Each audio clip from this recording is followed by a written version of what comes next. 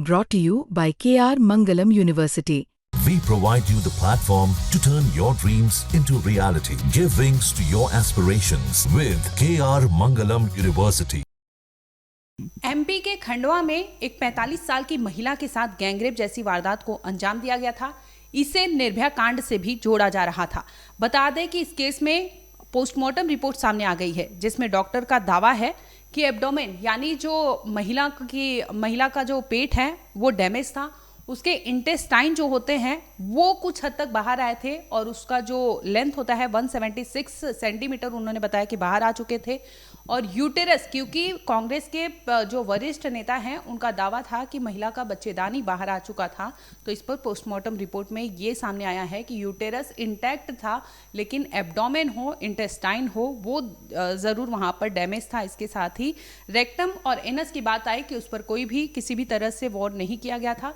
सवाल पूछा गया कि क्या ये डैमेज यानी जो इंटेस्टाइन और एब्डोमेन पे डैमेजेस हैं, क्या वो किसी आम तरह के जो वारदात होती है गैंगरेप की उसमें हो सकते हैं? तो इस पर डॉक्टर का जवाब साफ तौर पर ना था।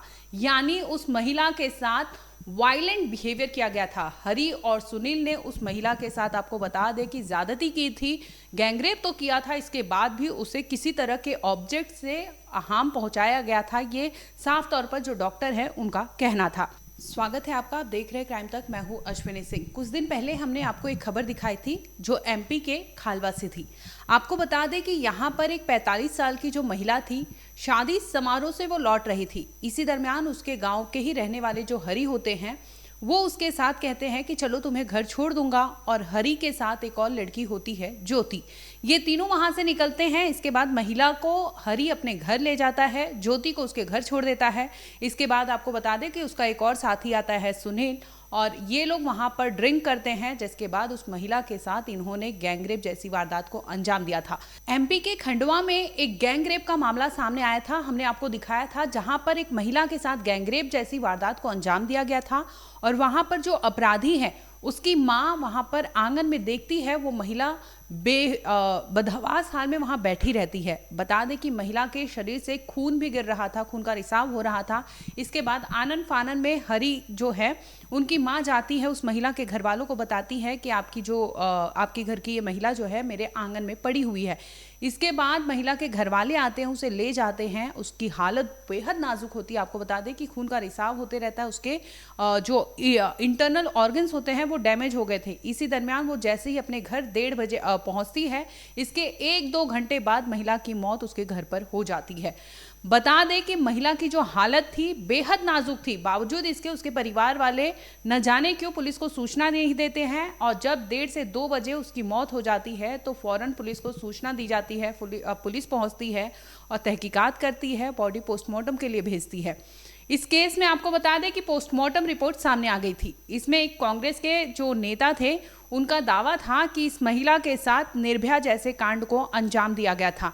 आपको याद होगा साल 2012 में दिल्ली में निर्भया कांड को अंजाम दिया गया था, जिसमें उसके प्राइवेट पार्ट्स को इस तरह से डैमेज किया गया था कि उसके इंटरनल ऑर्गन पूरी तरह से डैमेज हो गए थे, जिसके बाद वो जिंदगी मौत से लड़ते लड़ते आखिरकार जिंदगी से हार जाती है और मौत उसे ले जाती है।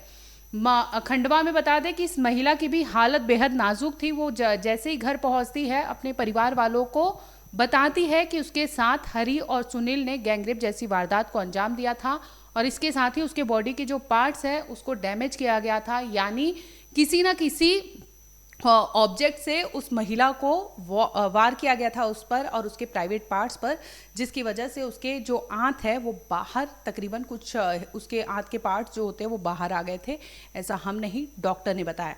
इस पूरे मामले में पोस्टमार्टम करने वाली और जो फॉरेंसिक एक्सपर्ट डॉक्टर थी उनकी टीम वहां पर इन्होंने जांच की। इसके बाद पोस्टमार्टम रिपोर्ट उन्होंने पुलिस को सौंप दी है। इस पूरे मामले में डॉक्टर से बातचीत की गई है, उन्होंने क्या बताया वो भी आप एक बार सुन लीजिए। हमारे पास जो है खलवा से डेड बॉडी मॉर्चुरी में आई थी कल, तो उसमें हमने पैनल के साथ पोस्टमार्टम एग्जामिनेशन कंडक्ट किया, जिसमें गायनेकोलॉजिस्ट थे, खलवा के एमओ थे, फोरेंसिक एक्सपर्ट की तरह मैं थी, और हमारे कॉलेज के एक और डॉक्टर थे जिन्होंने पोस्टमार्टम एग्जामिनेशन किया था।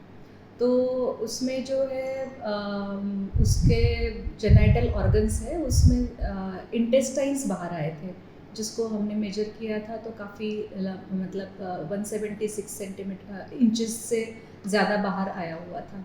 हमने एग्जामिनेशन किया तो कुछ जेनाइटल ऑर्गन्स पे इंजुरीज है, कुछ एब्डोमेन में इंटेस्टाइन भी टेयर है। बाकी का जांच जो है हमने पोस्टमार्टम रिपोर्ट में मेंशन कर दिया है, तो वो पुलिस के पास पहुंच जाएगी। नहीं, ये जो बात आई है कि यूट्रस में बाहर आ गया था या इस तरह की भी कोई नहीं, चीज़ थी? यूट्रस इंटैक्ट था, यूट्रस में कोई प्रॉब्लम नहीं था और उनके जो रेक्टम या एनस पे भी कोई इंजरी नहीं थी। हाँ।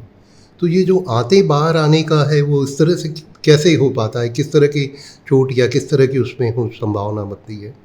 जनरली आते जब लैक्सिटी ऑफ मसल होती है या जिसमें वो प्रोटेक्टेड रहते हैं, पेरिटोनियम या जो भी कवरिंग्स होते हैं वो जब प्रोटेक्टेड रहते हैं तो जनरली नॉर्मली आते बाहर नहीं आती है। बट कोई इंजरी हो जाए पेरिटोनियम को या किसी और ऑर्गन को जिसके थ्रू वो आ सकते हैं, तो अगर इंजरी होती है तो ही वो बाहर आ सकते हैं, ऐसे नॉर्मल सर्कमस्टांसेस में नहीं आती है बाहर। वे इंजरी क्या किसी रॉड से, लकड़ी से या हाथ से या किस तरह की संभावना ऐसे हो जाती है?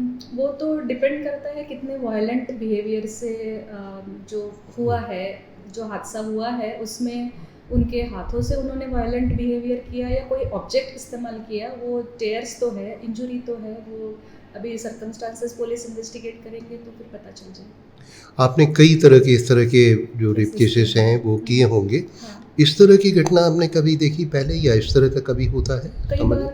कई बार ऐसे केसेस का हमने एग्जामिनेशन किया था जिसमें वायलेंट बिहेवियर से कई ऑर्गन रप्चर हो जाते हैं और जिसमें इविसरेशन होता है, तो ये उस तरह का हो भी सकता है। नहीं, मतलब सामान्यतः इस तरह से रेप केसेस में इस तरह की घटना नहीं, होती है? सामान्य तौर पर तो नहीं होता है, जब तक कोई वायलेंट एक्ट नहीं हो तब तक तो पॉसिबल नहीं है। जी। तो कॉज ऑफ डेथ क्या मानते हैं इसमें? कॉज ऑफ डेथ यही है कि वो इतने देर तक जो है उसका इविसरेशन हुआ, ब्लीडिंग भी होते रही, तो वो ट्रॉमा से गुजरते हुए उसको शायद हाइपोवोलेमिक शॉक की वजह से डेथ हुई। क्या समय पे इलाज मिलता तो बच सकती थी?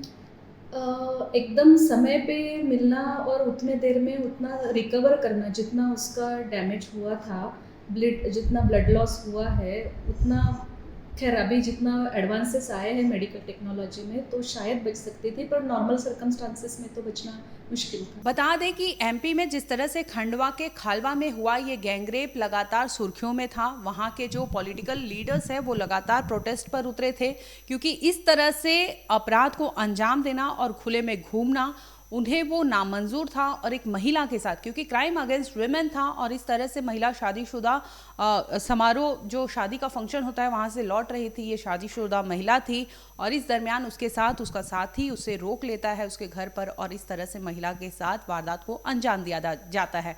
फिलहाल आपको बता दें कि इस केस में पुलिस ने आरोपी जो दोनों थे सुनील और हरी, उनको अरेस्ट कर लिया है। पोस्टमार्टम रिपोर्ट सामने आ गई है जिसमें जो दावा किया जा रहा था जैसे कि निर्भया केस से जोड़ा जा रहा था, तो कहीं ना कहीं ये जो क्राइम है उसी लेवल का था, क्योंकि बिना किसी ऑब्जेक्ट के किसी के इंटरनल पार्ट्स को डैमेज नहीं किया जा सकता था, जो कि ऐसे पोस्टमार्टम रिपोर्ट जो सामने आई है उसमें साफ तौर पर दिख रहा है कि इस तरह से उसके इंटरनल ऑर्गन्स